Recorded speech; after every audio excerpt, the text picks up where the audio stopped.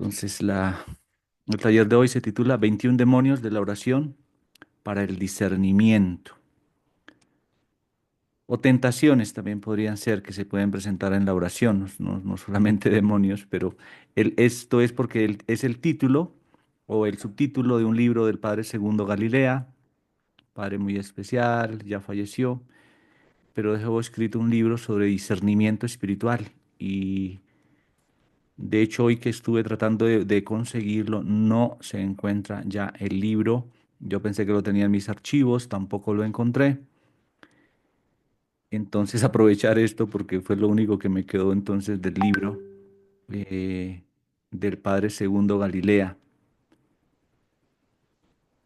Él hizo muchos aportes a la espiritualidad. Se le agradece toda su obra. El Señor lo tenga gozando ya del premio eterno.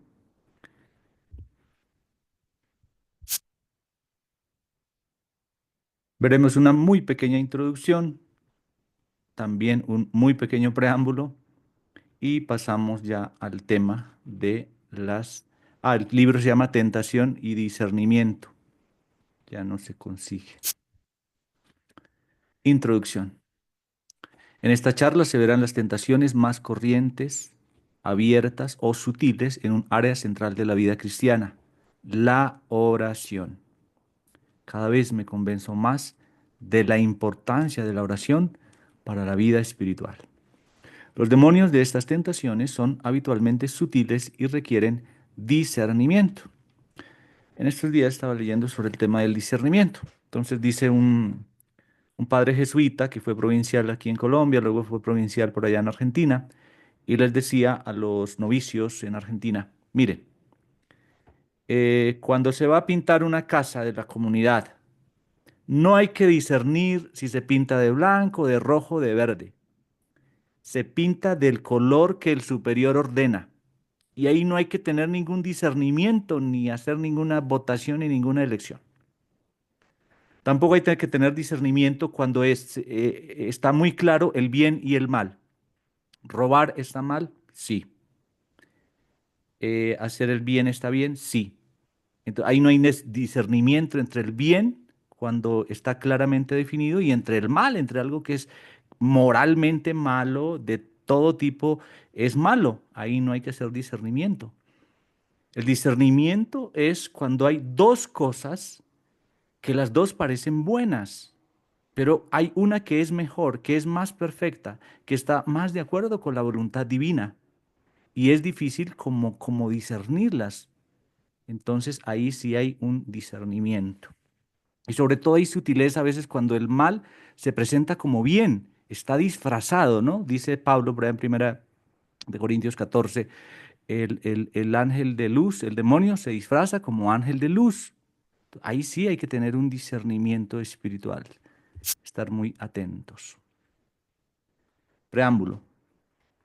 Santa Teresa de Jesús, maestra de oración, doctora de la Iglesia, va a escribir muchísimo, ¿no? En su libro, especialmente Las Moradas, donde nos va a describir ese camino de 7 habitaciones, donde en el centro está Jesucristo. Y cada vez va a describir diversos modos de oración, con un ejemplo que pone ella del agua, ¿no? Traer el agua, o cuando el agua llega por una tubería, o cuando está en un pozo profundo, o cuando ya llega corriente, en fin. Va a decir ella, terribles son los ardides y mañas del demonio para que las almas no se conozcan ni entiendan sus caminos. Mirad que en pocas moradas de este castillo dejan de combatir los demonios. Y sobre todo, cuando se trata de atacar la oración, el tiempo de la oración, de distraer, de sugerir cosas vanas, de presentar ilusiones, las ilusiones en la oración. Entonces mucha gente dice, no, es que yo sentí un calorcito cuando oré. Bueno, sienten un calorcito cuando oran, pero eso los lleva a la santidad, a la mortificación, a la renuncia, a ser más generosos. O hay gente que dice, no, yo sentí un perfume. Bueno, pero ese perfume lo lleva a confesarse, lo lleva a tener una devoción verdadera por María, a rezar el rosario con disciplina. Entonces, o yo miré, parece que vi el niño Dios. Bueno, Eso lo lleva a reconciliarse con el hermano, a pedir perdón, a hacer una acción de cambio en su vida. Entonces, esas ilusiones de la oración hay que tener cuidado. Siendo la oración uno de los alimentos esenciales de la vida cristiana y apostólica y de una vida auténticamente humana, su debilitamiento o extinción compromete todos los aspectos de esta vida. Sí, Danielito, dice algunos grupos como los protestantes y carismáticos. Vi un caso de los pentecostales en el suelo, tirados, diciendo aleluya, aleluya, aleluya al Señor, y oraban supuestamente en unas lenguas, que no se sabe qué lenguas eran, y, pero en su testimonio, válgame Dios, madre mía, eso era terrible. Como decía el demonio en un exorcismo, ¿no? No sabes ni lo que estás diciendo. Alguien que estaba orando en lenguas y le decía al demonio, eso es arameo y no te sirve de nada. Yo aquí no salgo si no viene no sé quién sacerdote, que es el encargado por el obispo, decía el demonio. Para el demonio, separar a un hombre de la oración es separarlo de Dios. Separar a un apóstol es hacerlo estéril. Separar a un santo es destruir a un multiplicador de la gracia de Dios. Y el demonio usa tentaciones disfrazadas de aparentes buenas razones con ardides y mañas. El Padre Segundo, Galilea, entonces ha hecho la tarea por nosotros y nos ayuda a identificar todas estas mañas del mañoso. Primera, no motivarse es suficiente. Este demonio nos mantiene solo en la superficie, en motivos periféricos. Hace la oración débil y ocasional, incapaz de renovarse. Los motivos psicológicos son de valiosa ayuda, pero insuficientes. Sentir devoción, tener ánimo y fervor, pasar por momentos difíciles que inducen a recurrir a Dios, así como la necesidad de obtener algo. Al cambiar de humor psicológico, la oración deja de estar motivada y se abandona a la espera de que los sentimientos regresen. Es que no siento nada. Hay gente que dice no siento nada. ¿Cuál que no siente? Pues usted ora porque ama a Dios, así no sienta nada, ¿no? Así está en un desierto espiritual. Este demonio se supera solo si la oración se motiva en la palabra de Dios y en las realidades de la fe y no en necesidades psicológicas. Entonces, mire las motivaciones. La palabra de Dios, ¿qué dice? Que nos invita a orar, que Moisés oró, Abraham oró, la reina Esther oró, David compuso los salmos, orante. El profeta Natán oró, Samuel oraba, la mamá de Samuel oraba, Ana, la Virgen oraba, Jesús ora, Pedro, Pablo, la iglesia que se reúne en Pentecostés ora. Hay un ejemplo, San Juan Bautista oraba, los apóstoles ven que Jesús ora toda la noche. En estos días escuchaba ese texto y me decía, Jesús oró toda la noche. Ayer me hablaban de un sacerdote que hace 3 horas de oración diarias, sagradas, y tiene múltiples ocupaciones en su parroquia, en su trabajo pastoral. Y las realidades de la fe, el credo, ¿no? La resurrección de Cristo, la encarnación, ahí están prácticamente los misterios, ¿no? Oramos por convicciones y no por lo que sentimos. Siempre cuento yo esta historia del obispo Monseñor Hernán, que por cierto creo que hace poco falleció, que en paz descanse, un santo obispo, y que él un día iba para la Eucaristía, ¿no? Y había unos jóvenes por ahí sentados, y entonces él los invitó, le dijo, vamos a misa. Y uno de los jóvenes le contestó, yo voy cuando me dé la gana.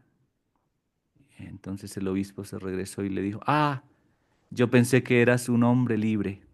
La Eucaristía es para personas libres, pero veo que tú eres un esclavo. Eres esclavo de tu gana. No oramos en primer lugar para tranquilizarnos, conseguir algo o encontrar consuelo. sino para revestirnos de Cristo y participar de su vida.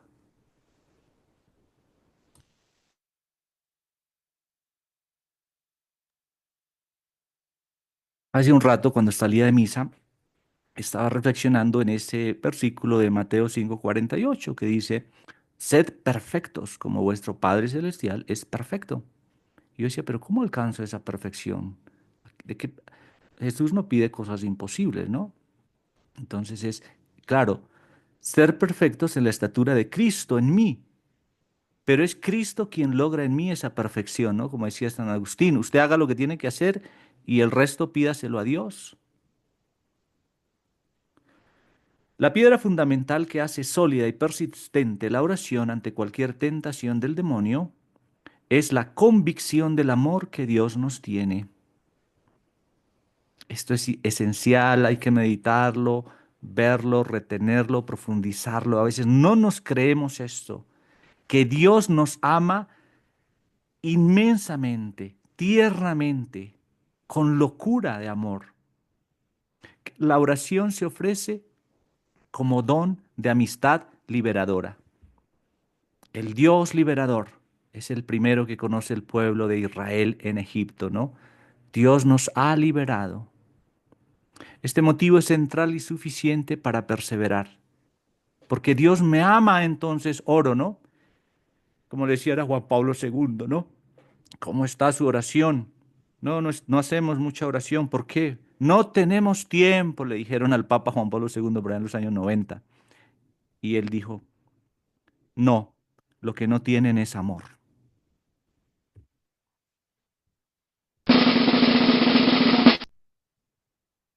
Segundo, despersonalizar la oración. Este demonio consiste en hacer de la oración una experiencia religiosa impersonal, hecha a un Dios, con minúscula, supremo, a una divinidad, al aire por si acaso. Pero la oración cristiana es esencialmente una relación personal, el encuentro de dos personas, uno y Dios, que por la gracia de Dios se unen en amistad. Definición tan bonita de la oración de amistad de Santa Teresa de Ávila, ¿no? Que dice, la oración es tratar de amistad con uno que sé que me ama, con alguien que sé que me ama. De hecho, el padre de Segundo Galilea, que no era carmelita, pero conocía a profundidad los escritos de Teresa, de Juan de la Cruz. Al orar hay que comenzar por ponerse en la presencia de Dios, aunque ello lleve tiempo. A veces en las reuniones de grupos, de comunidades pastorales, ¿no? El sacerdote o quien dirige dice, coloquémonos en la presencia de Dios. Ojo, tú no estás de igual a igual con Dios, aunque Dios sea tu padre, tu hermano, tu amigo, no es igual a ti. Dios es Dios. Hay que tener una reverencia. Ese es el don de la piedad, del temor de Dios. Estar en la presencia de Dios, que es más grande que yo. Tomar conciencia explícita de la presencia de la persona de Dios en su alma, ¿no? Esa primera era como una condición externa, ¿no? La presencia de Dios para orar entonces un silencio, un lugar, un espacio sagrado que puede ser tu habitación. Pero ahora más profundo, ¿no? Dios en tu alma, hacer contacto profundo con Dios. Entonces, no es buscar Dios fuera, sino dentro, como dice San Agustín. Te buscaba fuera de mí y tú estabas más dentro de mí que yo mismo, que mi propio interior. Nosotros, la casa de Dios, ¿no? Como Santa Isabel de la Trinidad, cuando ella supo que Isabel significaba la casa de Dios, dijo, ay, soy habitada por la Trinidad, entonces mi vida se debe convertir en una alabanza de la gloria de la Trinidad. Y en poquito tiempo alcanzó la santidad. Otra variante es hacer de la oración una experiencia centrada en uno mismo y Dios como persona queda prácticamente ignorado. No dialogamos con Él, sino con nosotros. Nos escuchamos a nosotros. Nuestros planes, buenos propósitos, necesidades, faltas y pecados, y no escuchamos a Dios. Hace un momentico estaba escuchando al hermano Gustavo Llerena de los Misioneros de Cristo Vivo de Lima, Perú, que por cierto recomiendo sus predicaciones que le hacen a uno activar su fe, aumentar su fe. Es un buen predicador, Gustavo. Y decía, Dios, el Dios cristiano nos habla. Entonces ellos reparten unas láminas que se llaman las galletas de la fe. Y en esas galletas de la fe va un versículo bíblico y una palabra basada en el versículo bíblico que se comparte también, ¿no? Entonces, por ejemplo, dice, todo es posible para Dios. Entonces dice, ¿qué hay en tu vida, en lo que Dios, en lo que tú quieres que Dios intervenga y lo cambie y lo transforme? Algo imposible, ¿no? Entonces que estaban repartiendo esas galletas de la fe, con eso hacen misiones por ahí en las calles, en Lima, en las combis. Entonces que alguien le decía, no, pero yo no creo en eso, ¿no? Yo no creo en eso. Y el hermano Gustavo lo retó a esta persona y dijo, mi Dios es un Dios que te habla, escúchalo. Y si no te habla, pues cambia de Dios. Si Dios no te habla, cambia de Dios. Debemos salir de nosotros para entrar y concentrarnos en Dios y enriquecernos con su plenitud sin hacer mucho énfasis en nuestras miserias. Esto está pidiendo el Señor, sobre todo en la adoración al Santísimo. Sí, lleva alguna petición, alguna intercesión, alguna acción de gracias, alguna adoración, pero luego haz silencio, silénciate y escucha a Dios. Escucha la voz de Dios. Tercero, secularizar la oración. Este demonio tienta de varias maneras con un factor común: perder la confianza en la eficacia e influencia de la oración, en la historia concreta y en la vida ordinaria. Así la oración de petición por la salud de alguien, por la lluvia, por la paz, carecería de sentido práctico, ¿no? Aquí hay un tema, el de la lluvia, ¿no? Por ahí que van a hacer una petición por la lluvia y nadie lleva paraguas. Entonces el padre decía, ¿y dónde está su fe? Si vamos a pedir que llueva, pues traigan paraguas, carpas, porque así va a ser, ¿no? También cuando alguien está buscando trabajo, ¿no? Ah, hermano, es que no estoy buscando trabajo. ¿Ya pasó hojas de vida? Le dicen a uno. En vez de un cristiano decir es, vamos a orar, vamos a orar. La experiencia de la oración cristiana auténtica es que Dios está en todo, actúa en todo y dirige todo, lo extraordinario y lo ordinario. Hasta nuestros cabellos están contados y no cae un pájaro sin que lo quiera el Padre Celestial. Mateo 10:30, Lucas 12:7. He puesto aquí un texto de un libro que siempre recomiendo leer, volver a este libro. Son 11 capítulos, 100 paginitas, chiquito, es un libro de esos de media, tamaño media carta, formato media carta, de Adrián von Speer, El hombre ante Dios. Es una preciosura de leer. De ahí he sacado este párrafo. Solo en casos extraordinariamente raros puede un cristiano ver los frutos de su oración y decir, a través de mi oración o de tu oración, esto ha sido evitado, aquello ha sido concedido, este o aquel monte han sido desplazados. No obstante, a veces nos vemos ante algo milagroso, algo que hemos implorado se nos concede, un cambio favorable que apenas cabía esperar se produce, porque en la oración lo inútil es superado, desaparecen los límites, lo eterno se manifiesta en el tiempo, y a la vez el que ora vive la invisibilidad de la acción divina, que se entrelaza y vivifica la oración desde dentro, de tal manera que sin que sepamos cómo, la inutilidad e inanidad de nuestro presente se sitúan en medio de la inmutabilidad e infinitud de la eternidad. Bueno, aquí está hablando dentro de la gran eternidad de Dios. Pero mire, a veces una monjita, ya pone más adelante un ejemplo, que puede ver la oración contestada, visible a sus ojos, y a veces no, en ese momento, ¿no? Pero siempre la oración actúa. La tentación es confusión y distorsión de Dios.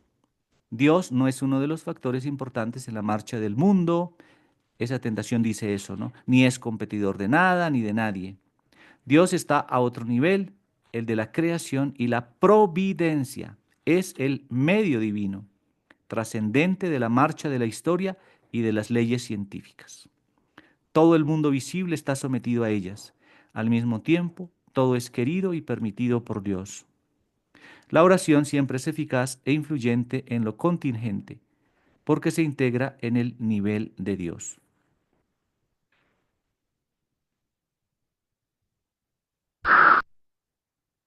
Cuarto, no entregarse profundamente. Este demonio lleva al orante a una oración habitualmente tibia y a medias. El encuentro con Dios no es profundo. Se da cuando el orante entra con preocupaciones, imágenes y distracciones de afuera. No entra de lleno en la oración. Está con un pie dentro y otro fuera. Por cierto, hay un pasaje por allá en el Antiguo Testamento, no recuerdo si es del profeta Elías o Eliseo, que le dice al pueblo, ¿no? Bueno, ya dejen de cojear con los dos pies. Si Dios es Dios, sigan a Dios. O si el Dios suyo es Baal, pues sigan a Baal. Orar requiere hacerse cierta violencia. Por su naturaleza es diferente a nuestro modo habitual de actuar y relacionarnos. En la oración rompemos con lo exterior y entramos en el modo de la fe, la esperanza y la caridad. En la oración, la carne y el espíritu rompen y optamos por la fe. Hace, no sé en dónde estaba el año pasado, a comienzo de año, creo que estaba en el monasterio de las concepcionistas franciscanas y no recuerdo si una de las hermanitas le estaba dando una charla sobre la teología y el Santo Rosario, los tratados de la teología y cómo se encuentran en el Santo Rosario, los misterios. Y una hermanita me preguntó, creo que era una juniora, ¿qué es lo más difícil de la vida espiritual? ¿Qué es lo más difícil de la vida espiritual? Y yo sin dudar contesté, la oración, hacer oración es lo más difícil.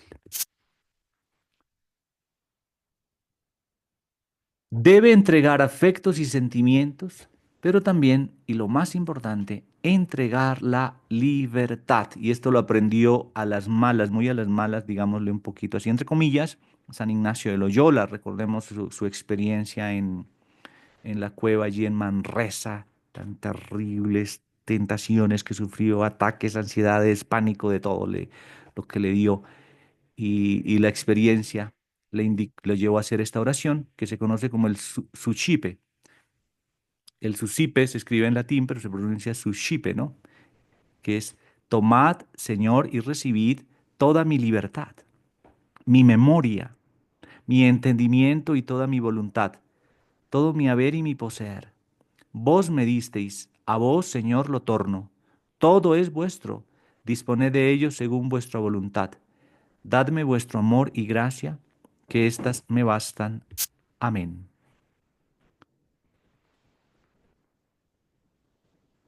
Se debe entregar el fondo de la vida a Dios. El fondo de la vida, el punto en que decidimos entre el egoísmo y la caridad, el pecado y la gracia, la mediocridad y la santidad. Es la libertad de la voluntad. Son las determinaciones que radican en la voluntad. Entregarse a Dios, entregándole lo único que realmente le podemos entregar, nuestra voluntad libre. Bueno, también le podemos entregar nuestros pecados, ¿no? Es lo único realmente nuestro.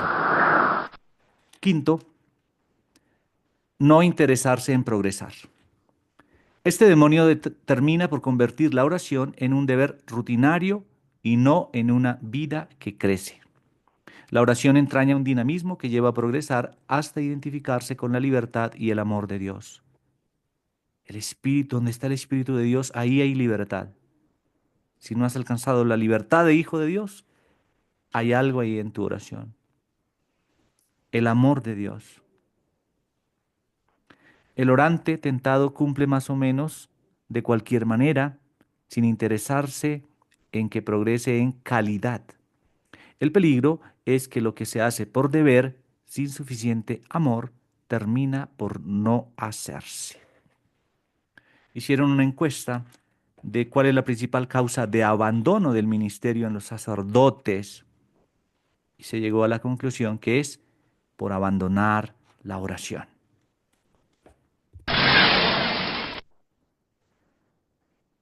Sexto demonio o tentación que está ahí, no alimentar la fe. Este demonio consiste en pensar que se puede disociar la oración de la vida de fe, del estado de fe del orante. La oración es una de las pocas actividades del hombre que éste hace solo por fe. ¿Por qué oro? Creo que Dios existe, creo que escucha, creo que es poderoso para contestar la oración,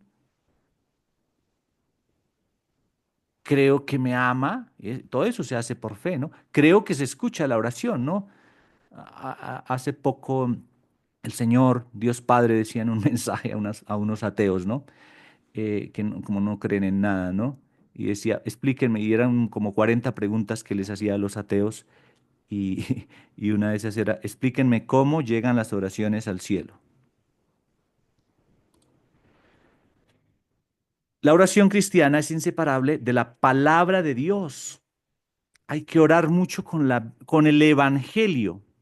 El Evangelio de nuestro Señor Jesucristo, yo lo recomiendo leer, comenzar por el Marcos, luego pasar a Lucas, luego Mateo y por último Juan, en ese orden.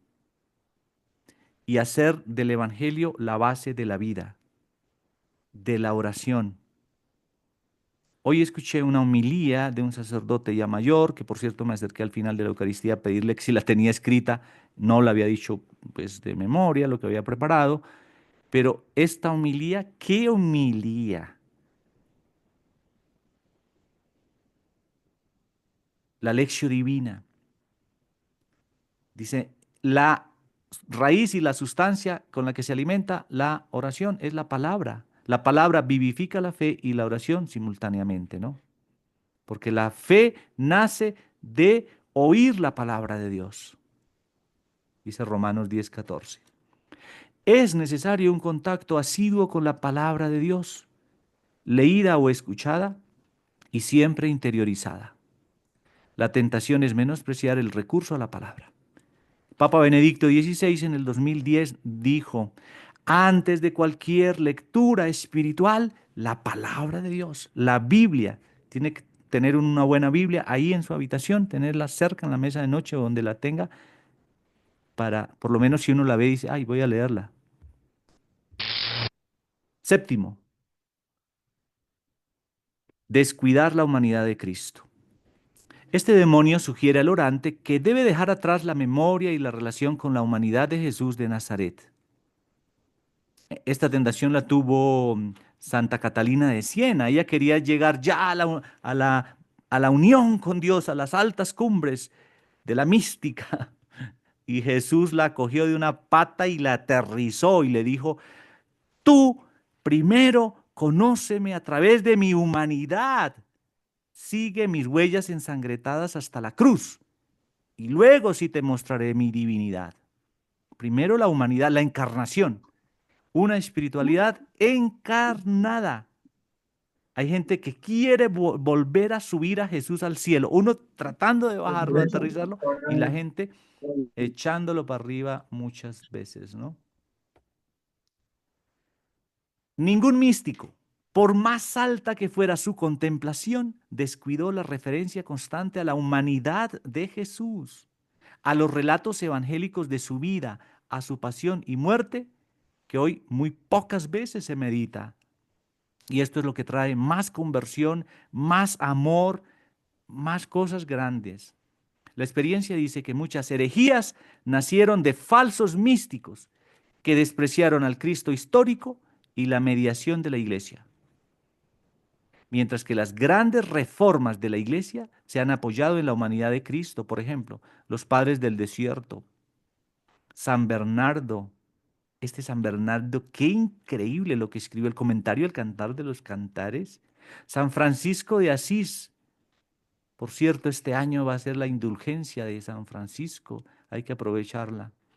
San Ignacio de Loyola debe ser, San Juan de la Cruz, Santa Teresa de Jesús. Santa Teresa de Jesús se convierte mirando un crucifijo, un Cristo crucificado.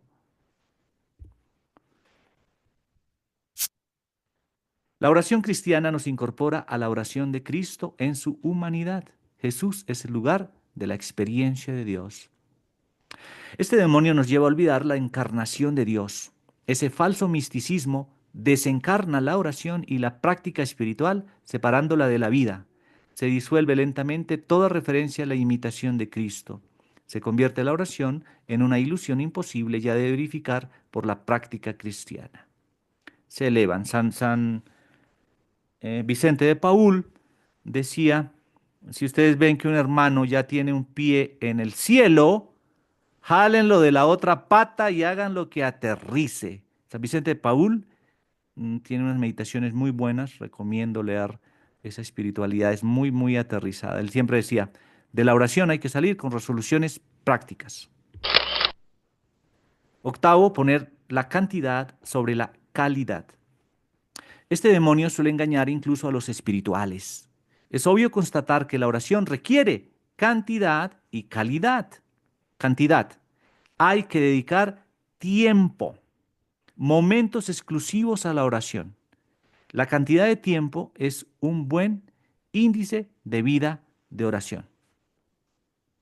Calidad.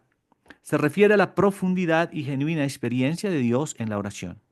Tiene que ver con el amor y la confianza en Dios que se pone en ella, con la entrega de la libertad y de la vida del orante. La tentación consiste en confundir el progreso verdadero de la oración con la acumulación de la cantidad.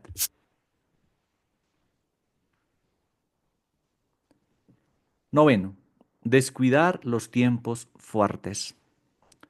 Este demonio, una vez más, degrada la oración por la vía de su debilitamiento y no de su supresión inmediata. Desvaloriza los momentos de oración largos y luego hasta los cortos. Es como querer alimentarse con una galleta de vez en cuando y no con una buena comida con proteína, carbohidratos, agua, etcétera. La persona llega así a una anemia espiritual y apostólica. No progresan ni superan las crisis ni tentaciones propias de la vida. Va descuidando sus tres Aves Marías o el rosario o la hora santa de los jueves, ya deja de ir a misa entre semana, ya el domingo dice, "Ah, es que tengo que hacer algo". Los tiempos fuertes también son la Cuaresma, la Semana Santa, la Pascua y el Adviento. Tiempos fuertes de más oración, la novena del Espíritu Santo, la novena de Navidad. Cuando se empieza a descuidar la oración, pues es que dice San Vicente de Paúl, por la oración lo obtenemos todo. Si tenemos perseverancia en la vocación, es gracias a la oración. Si tenemos amor, gracias a la oración. Las virtudes, gracias a la oración. Todo nos viene por la oración y nada sin la oración. San Alfonso María de Ligorio tiene un libro que dice, el que ora se salva y el que no ora no se salva. El que ora hace milagros, el que no ora no hace nada. No se convierte. Décimo, separar oración y coherencia de vida. Este demonio, al separar la práctica de la oración de la práctica de la fidelidad en la vida diaria, le quita a la oración una de sus características esencialmente cristiana. Convierte la oración en un rito aislado, sin relación con la fidelidad al Evangelio que el orante tenía previamente y sin influjo para mejorar esta fidelidad en el futuro. Miren estas dos frases. Uno reza como ha vivido y uno vive como reza. Dime cómo rezas y te diré quién eres.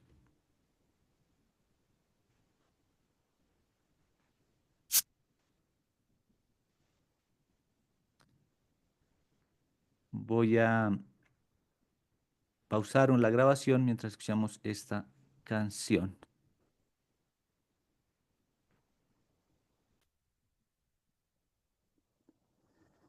11. Separar la oración del bien de los otros. Este es el demonio del orante individualista, del que confunde oración personal con oración individualista. La oración cristiana nunca es individualista. Está arraigada en las necesidades del mundo. Yo decía, cuando estaba repasando esto otra vez, revisando, ¿cuáles son las necesidades del mundo actual, no? El mundo quiere paz, seguridad. ¿Cuáles son las necesidades de los demás, de mi prójimo? Salud, empleo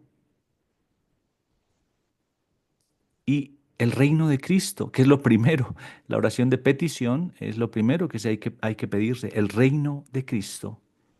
El reinado de Cristo, justicia, amor, gozo, que el reinado de Cristo se extienda en el mundo. El cristiano ora por los que no rezan y más lo necesitan. Ora en solidaridad con la condición de los hombres. La oración libera el corazón para la caridad y el servicio apostólico e identifica con los sentimientos de Cristo apóstol. Se identifica, ¿no? La oración nos incorpora a la oración de Jesús que permanentemente intercede por los hombres. Dice Hebreos 5 en adelante. Tiene eficacia intercesora en beneficio de nuestros prójimos y del avance del reino de Dios en la humanidad. 12. No orar porque se es indigno. Este demonio es de los más habituales. En el momento oportuno, tienta a las personas del más diverso nivel espiritual, pero más a menudo a los principiantes.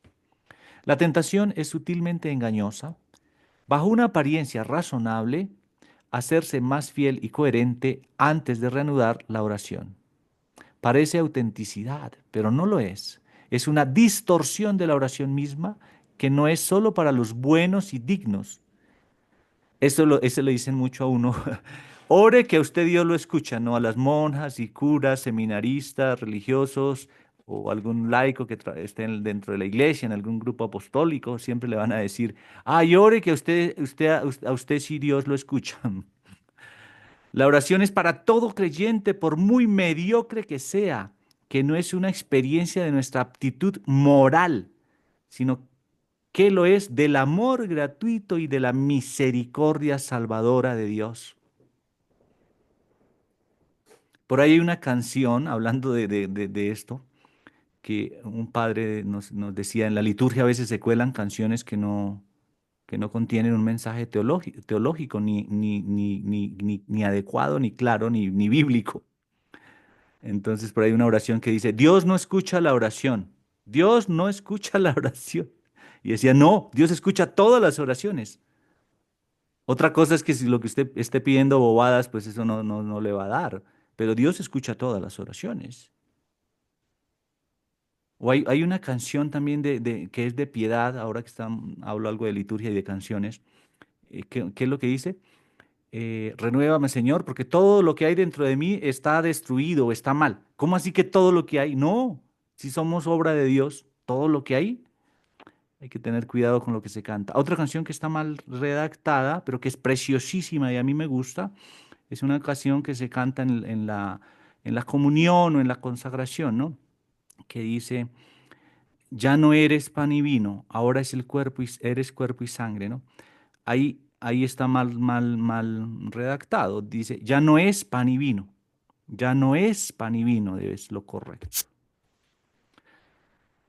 Y lo que es peor es una distorsión de la imagen o idea de Dios, que no es un Dios que pone condiciones para amar, que por el contrario es un Dios que encuentra su alegría en amar y sanar la miseria humana. Como dice Jesús, yo soy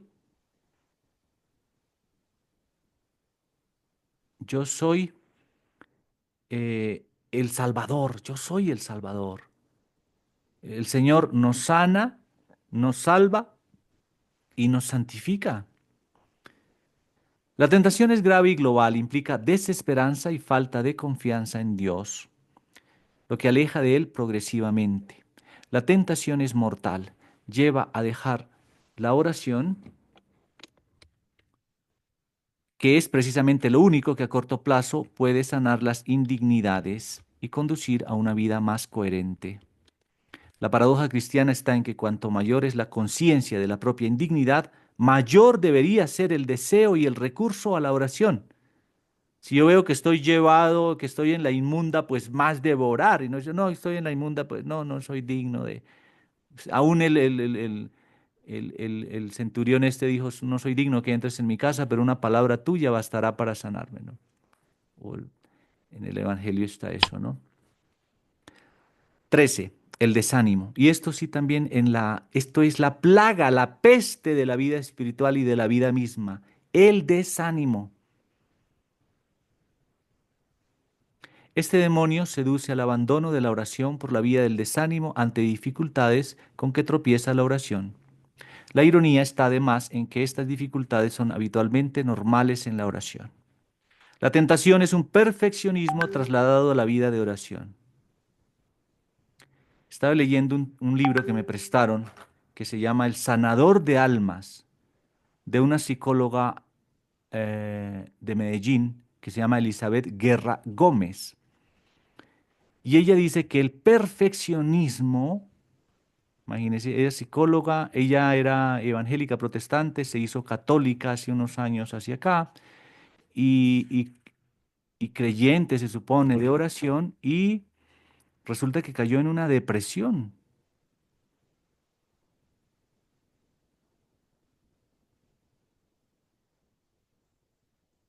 Dice aquí, mm, habla de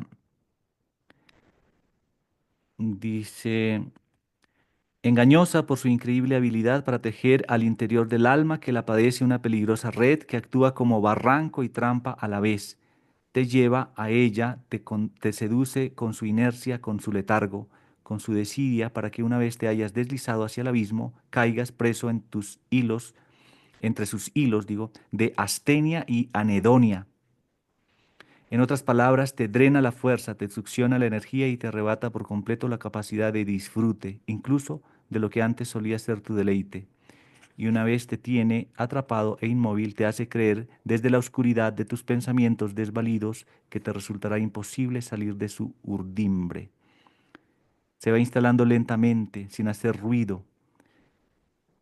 Espérate, ¿dónde es que leí lo que decía que el tema del perfeccionismo que ella tenía la fue llevando a la depresión? No lo encontré. Bueno, por cierto, un libro recomendado, El sanador de almas.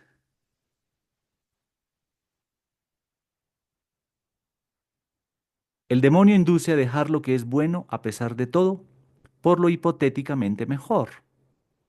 Hay una frase que dice dejar a Dios por Dios, ¿no? Eso lo practican desde la época de Santa, ¿cómo se llama esta? Santa Luisa de Marillac, la fundadora de las Hijas de la Caridad. Entonces, que decía dejar a Dios por Dios, porque es que si las Hijas de la Caridad no son monjas, no son religiosas, son laicas con votos. Hacen votos por cada año y al año los renuevan el 25 de marzo, el día de la visitación, ellas renuevan sus votos. Y entonces dice, dejar a Dios por Dios es que, digamos, están haciendo las laudes, la oración de vísperas o alguna oración de esas canónicas de la liturgia de las horas. Y entonces dice, llega un pobre a la puerta a pedir un mercado, a pedir una ayuda o a que le escuchen o a que le consuelen. Entonces dicen, dejar a Dios por Dios es que salen de la liturgia de las horas una hermana, la encargada de la pastoral, social o de lo que sea, y atiende a ese pobre. Entonces dice, dejar a Dios en la oración por Dios en el pobre. Entonces alguna vez un seminarista dijo algo de eso, ¿no? Pero no era el caso y no aplicaba. Dijo él, hay que dejar a Dios por Dios. Y una monjita de esas ya mayores le contestó, sí, pero cuando usted tiene a Dios. No desanimarse por distracciones, preocupaciones, aridez, aburrimiento, cansancio, que pueden ser normales en muchos periodos de vida. Una oración hecha así muestra la maduración de la fe y el alto mérito que implica el persistir en ella movidos por el amor de Dios y no por el gusto que podría acarrear la oración. Vuelve y juega este tema de los sentimientos y de las emociones ahí metidos, ¿no? Es que no siento nada. Pues aunque no sienta nada hay que rezar, mi hijito. Antes más mérito tiene porque vas a adorar a Dios. La respuesta a este demonio es siempre la misma. Persistir determinadamente en la oración, cualquiera sean sus condiciones concretas e interiores o exteriores, sin desanimarse nunca. La determinada determinación de Santa Teresa de Ávila. La oración resfriada, aburrida, en un cuarto ruidoso, a deshora, con sueño, es siempre buena oración si la realizamos con buena voluntad y sobre todo con humildad. Pues el orante que se desanima por las dificultades y deficiencias experimentadas en la oración es que está falto de humildad. En ese caso, las tentaciones se tornan un peligro. Vuelve y juega este tema de la humildad. 14. Medir la eficacia por la experiencia. Este demonio, una vez más, reduce al desánimo, tienta de manera muy diversa. Su factor común está en persuadir que el valor real de la oración se basa en la experiencia que el orante tiene de ella, más que en la eficacia de la acción de Dios durante esa oración, que es una acción y una eficacia que escapa a la experiencia. Se pueden dar tres casos, nos dice el Padre Segundo. Primero, el orante ora, pero no hay mayor cambio en sus defectos exteriores. Segundo, cosas que pedimos en la oración no se nos otorgan. Y tercero, parece que no sabemos orar porque somos torpes. En todos los casos, la respuesta liberadora es casi la misma. La eficacia real de la oración no se mide por lo que nosotros experimentamos cuando oramos o por los resultados que vemos. La eficacia viene por lo que Dios hace en nosotros, profundamente en el fondo del alma, en la raíz de nuestra libertad y de nuestra fe, esperanza y caridad, en los momentos que dedicamos incompetentemente a la oración.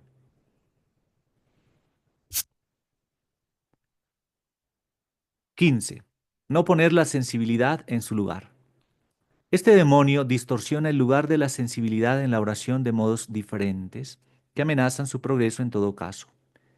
La tentación se presenta sobre todo de dos formas. Primera, sobrevalorar la sensibilidad.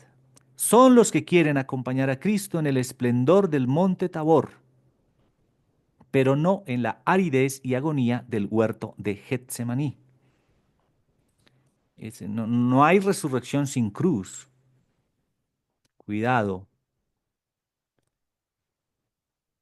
La segunda es, por el contrario, despreciar la sensibilidad y no hacer ningún uso de ella.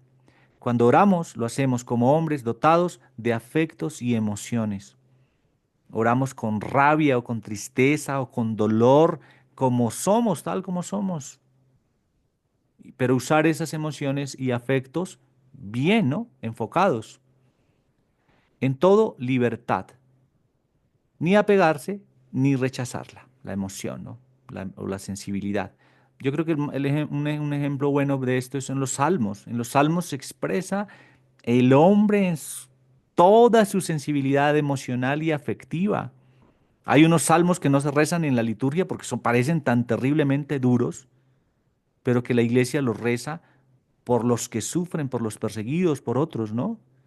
El Salmo 69, el Salmo 109, creo que también es. 16. Buscar la calidad de la oración donde no está. Este demonio nos engaña en cuanto al valor real de nuestra oración. Responde mal a la pregunta que a veces se hace el orante. ¿Va bien mi oración? ¿Estoy progresando? La tentación está en buscar la respuesta a esta inquietud evaluando la oración en sí misma. La calidad de la oración se verifica fuera de la oración misma. Se verifica en la fidelidad a Dios en ella. Si en la vida cotidiana hay deseo y esfuerzo persistente de imitar a Cristo, si hay más libertad y pobreza interior, si se crece en caridad fraterna, en compromisos con el otro y en espíritu apostólico, hay sólidos indicios de calidad y progreso.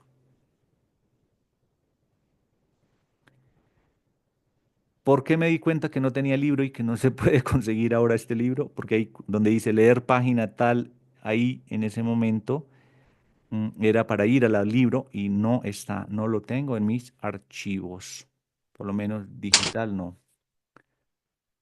17.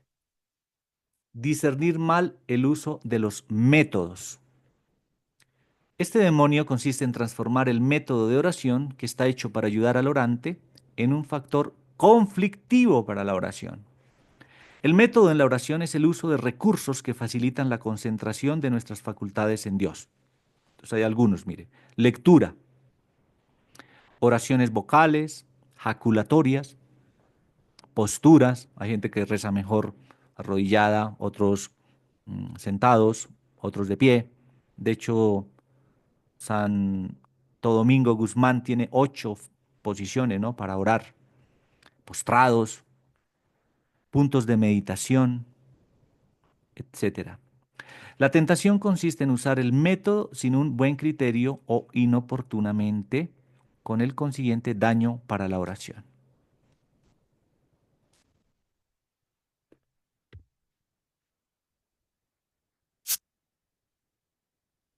Una manera es despreciando simplemente cualquier método para ayudarse a orar, confiando en que la oración de uno es suficientemente madura como para no necesitarlo.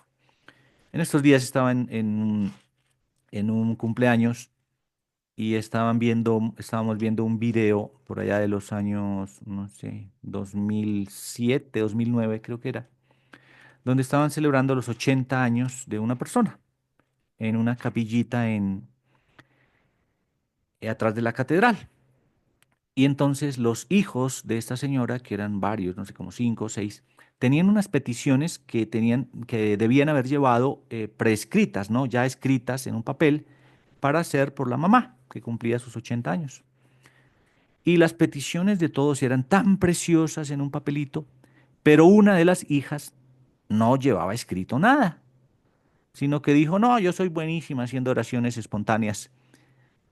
Hizo una oracióncita que no digo que no está mal, pero pues comparada con las que tenían los otros en el papelito, no era tan bonita. Y se veía en el video que ella estaba como esforzándose, levantaba la mirada y con su mente para a ver si hacía una oracióncita de petición, ¿no? Otra tentación consiste en apreciar el método, pero sin preocuparse por encontrar uno propio, personal, que a uno le ayude a rezar. Una parecida a la anterior es usar un cierto método que a uno le sirve rígidamente cuando convendría por las circunstancias variar de método. Entonces es una viejita de la Legión de María que siempre tiene que hacer que la catena, que es así o si no, no reza, y va a hacerle la catena con un grupo de niños o de jóvenes que, pues, que para comenzarles es difícil hacer ese tipo de oraciones, ¿no? Existe también una tentación inversa, cuyo sujeto especial son aquellos orantes que van accediendo a una oración más simple y contemplativa. El demonio está en apegarse al método personal y continuar utilizándolo cuando no es necesario. En esos casos, estorba y frena el desarrollo de la oración hacia la simplicidad contemplativa, en que predomina la presencia y el amor. Eh, es diferente por ejemplo, una hora santa para jóvenes, para viejos, para niños, para sacerdotes, para religiosos, es distinta, ¿no? También es diferente una hora santa en la mañana, al mediodía, en la tarde o a medianoche, por ejemplo, uno está en una vigilia. Ahí no se puede hacer silencio, ¿no?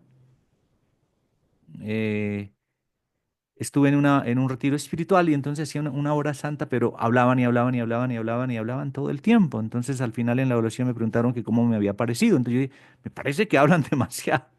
Entonces la explicación era que si no hablaban, la gente se dormía, que era necesario irla guiando porque eran personas que no estaban acostumbradas a una oración ni a un retiro espiritual, ni menos, mucho menos a una hora santa. Entonces, bueno, ok, ahí tienen razón. Hay una tentación sutil que consiste en pensar que se pierde el tiempo en la oración cuando se va siendo contemplativa, en donde la conducción del Espíritu Santo se hace predominante y por lo mismo la actividad del alma orante se hace pasiva. Quisiéramos trabajar con ideas, propósitos, exámenes de conciencia, puntos de reflexión. Quisiéramos sentir que producimos y renunciar a ello en beneficio de la acción del Espíritu, cuando ya no tenemos la iniciativa, se nos hace una pérdida de tiempo.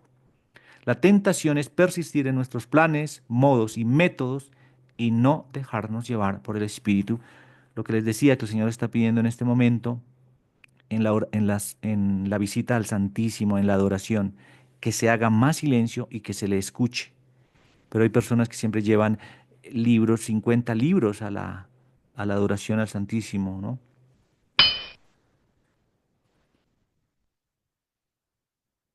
18. Confundir oración con contemplación humana. Este demonio lleva al orante a sustituir la oración cristiana propiamente dicha con los goces del Espíritu, en particular con aquellos que a él en concreto le suelen ayudar a pensar en Dios. Nos referimos, por ejemplo, a escuchar música que crea una atmósfera espiritual. Es lo que estaba diciendo hace un rato, ¿no? Entonces, la música, escucha solo música, música, pero al final ni alaba, ni ora, ni nada, sino que la pone de fondo, ruido. A la lectura de un libro inspirador, lo que decíamos. A la contemplación de un paisaje, a una reflexión filosófica. Todo ello es bueno, pero no son en sí mismos oración cristiana, pues ésta requiere siempre la relación personal con Dios por la fe, la esperanza y la caridad. La oración es experiencia y contemplación de Dios, no solo un goce de las facultades espirituales y contemplación humana.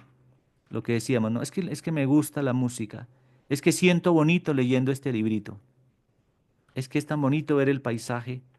Sí, pero el paisaje ni lo lleva a Dios, ni lo lleva a renunciar a las vanidades y bagatelas del mundo, a la vanagloria mundana, y la reflexión filosófica pues lo hará más sofista o más, le dará algún conocimiento, pero eso no es oración. 19. Descuidar el estilo de vida. Una vez más, este demonio separa lo que debe unirse en vista de la autenticidad de la oración. En este caso, no se trata tanto de la fidelidad moral interior al Señor. Se trata de la manera de vivir, trabajar, de organizarse. Hay formas de vivir que, aunque no tengan nada de poco moral, son existencialmente incompatibles con una vida de oración seria. Un orante que no tiene disciplina personal, ni organización de vida y de trabajo, que es incapaz de hacer silencio en sí mismo, que no tiene autocontrol, que no puede tener momentos de soledad. Hay una soledad tan rica, la soledad apacible se llama esto. Esto lo aprendí cuando viví en Copacabana, Antioquia, en una casa de sacerdotes. La soledad apacible. No tiene capacidad psicológica de llevar una vida de oración, aunque tenga tiempo para ello. ¿Cierto? Si es desordenado, desorganizado, no trabaja ni aquí ni allá, no hace lleno de ruidos, hace ruidos, impulsivo. Wow. Hay que pedir al Señor que lo apacigüe, que lo calme a uno, que lo sane. 20. No mantener las dos formas de oración. Aquí yo discrepo un poquito del Padre Segundo. eh, Aquí yo concibo la oración, mire, este es un banquito, una silla de esas que tienen tres patas, ¿no? O un trípode. Entonces así yo concibo la oración así, ¿no? La oración, un banquito con tres patas. Si una de las patas falla, la oración se viene al piso. Entonces yo digo, primero, la oración personal. Segundo, la que yo llamo oración comunitaria. Necesito una comunidad para orar, un cenáculo, un grupo de oración, como le llame. Y tercero, le llamo yo la oración litúrgica o eclesial, o sea, la Eucaristía, la hora santa, algo que se hace en la iglesia, o sea, que viene desde la iniciativa eclesial. Esta es mi forma en que yo concibo estas tres formas de oración, digamos. Un banquito con tres patas. Ahora vamos a ver la visión del Padre Segundo, cómo es. Entonces él dice, el demonio induce al orante a ser unilateral. Con ello de seguro empobrece su oración. Entonces él dice, las dos formas son la oración personal y la oración comunitaria, que en primer lugar implica la oración litúrgica. Entonces él pone la oración comunitaria en dos, la comunitaria y la litúrgica, ¿no? La oración comunitaria, fraterna, eclesial. Su oración se hace más objetiva, la objetividad de la oración de la iglesia, y evita así ilusiones y subjetivismos. Hay gente que a veces hace unas oraciones y unas peticiones raras y extrañas. Y uno dice, hay que aprender a orar en la iglesia y con la iglesia, a lo cual es más proclive la oración puramente personal. Pero esta, a su vez, es la que nos permite interiorizar profundamente la palabra y las mociones del Espíritu y acceder a la intimidad de Dios. Entonces, las tres deben equilibrarse y llevarse muy bien. La personal, la comunitaria y la que yo llamo la eclesial o la litúrgica.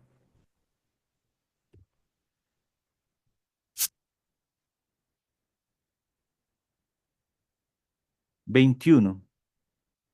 No ayudarse con otras personas. Este es el demonio de la autosuficiencia. El camino de la oración está lleno de inseguridades, ilusiones, tentaciones sutiles, engaños y confusiones. La oración tiene criterios, ciertos principios y leyes confirmados por la tradición de la iglesia, por la gran riqueza espiritual de la iglesia. Imagínense, de 2000 años, cuántos santos, cuántas escuelas de espiritualidad, los benedictinos que llevan desde 15 siglos orando, carmelitas, jesuitas, camaldulenses, trapenses, cistercienses, franciscanos, ligorianos, tanta espiritualidad y tanta riqueza tan preciosa. Aquí se me vino algo que es el tema de las lágrimas. Hay gente que en la oración llora, en la misa llora y en todo lado lloran, pero su vida no llora en conversión y buenas obras. Cuidado, engaños sutiles. Por eso es un axioma de la espiritualidad cristiana que el orante, sobre todo en el largo periodo de su aprendizaje, necesita la guía de otra persona competente y experimentada. Es un factor de primera importancia para la educación y el progreso en la oración. Todo orante necesita ser estimulado más o menos asiduamente, apoyado, asegurado y advertido de los fallos y tentaciones de su oración. Cuidado también, esto lo veo por ahí, las particularidades en la oración. O sea, la misa es el culto público de la iglesia como Dios quiere ser adorado y como quiere ser alabado y exaltado, glorificado, honrado y quiere que se le den las gracias. Entonces, en la liturgia hay unas normas de la iglesia. Entonces, en la liturgia, en la misa, por ejemplo, usted no puede rezar el Padre Nuestro como usted lo reza en su casa. Usted reza el Padre Nuestro que está ahí en el misal. En la misa, cuando todo el mundo se para, usted también se para. No se queda arrodillado toda la misa. Vaya y arrodíllese en su cuarto, en lo secreto, en lo privado. Esas particularidades, después se mete el demonio de la soberbia y del orgullo y dice, yo soy el único que adoro a Dios, yo soy el único que estoy toda la misa arrodillado. Usted es el único que está dañando la liturgia, que es divina de Dios. Cuidado con eso. O cuando se paran, se arrodillan, o cuando están sentados, ellos están parados. Cuidado con eso, cuidado con eso. Hay que advertir de estos fallos, tentaciones, ¿no? ni hablemos. Este demonio tiene una segunda manifestación. Actúa eficazmente en los casos en que el orante vive en un medio humano y de relaciones en el que no recibe ningún estímulo para practicar y perseverar en la oración. Es decir, la gente con la cual convive y se relaciona no ora o lo hace muy poco. Se debe crear un ambiente colectivo que favorezca y estimule la oración. Es de primera importancia. La vida de oración de muchas personas puede depender de eso. Miren Medjugorje. Los que no saben qué es Medjugorje, un pueblito en Bosnia-Herzegovina donde se apareció la Virgen hace 46 años. ¿Cómo es la vida de oración de esa parroquia? ¿Cómo el testimonio de toda esta gente invita a la oración? Oran como 4 horas diarias, 5 horas diarias, ¿no? Un rosario antes de la misa, hacen la misa, luego otro rosario para dar gracias a Dios por la Eucaristía, oración al Santísimo el jueves toda la tarde, como desde la 1 hasta las 8 de la noche, oración y oración y oración, es un ambiente de oración, tanta oración ahí que los endemoniados que van allá salen volando los demonios porque no aguantan la oración. Un ambiente de oración, ¿no? Donde hay una casa que se ora. La gente que no ora, que no se quiere convertir, que no está en gracia, salen corriendo de ahí, huyen de ahí.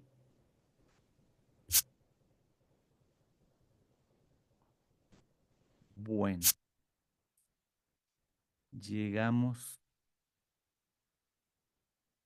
al final de este taller. Más tarde les envío este material y el otro. Hoy envío dos materiales sobre las ilusiones en la oración, que es un poco mucho más específico y para las personas que son muy avanzadas en la vida espiritual. Entonces, voy a enviar también ese material. Mm,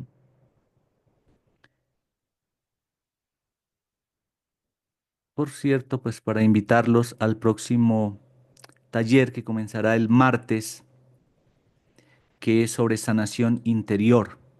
Son 12 encuentros todos los martes a las 8 de la noche.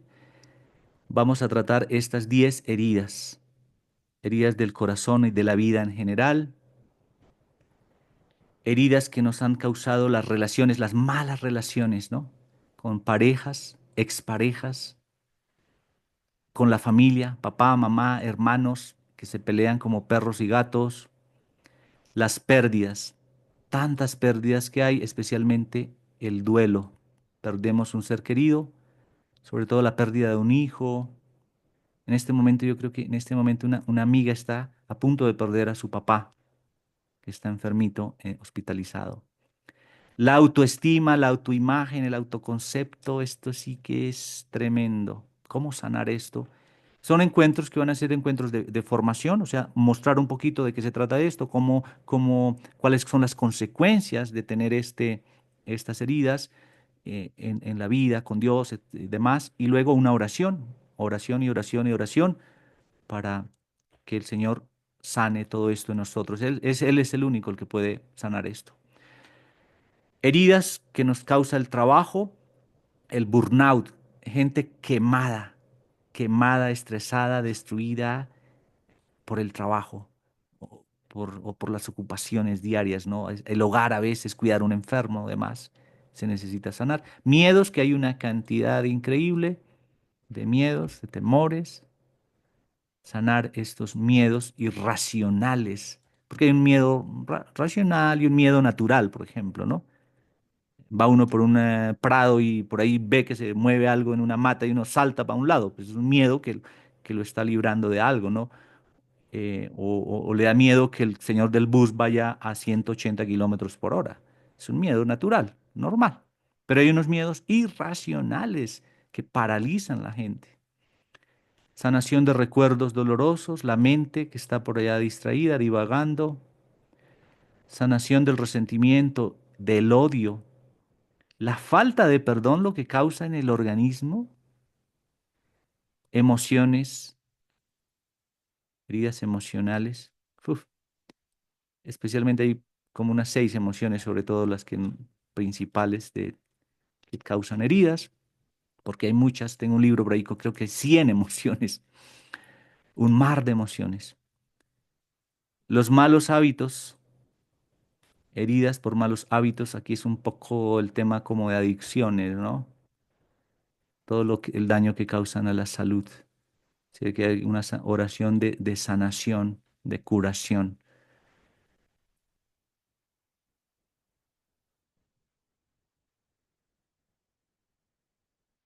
Pero un momentico, dejamos de...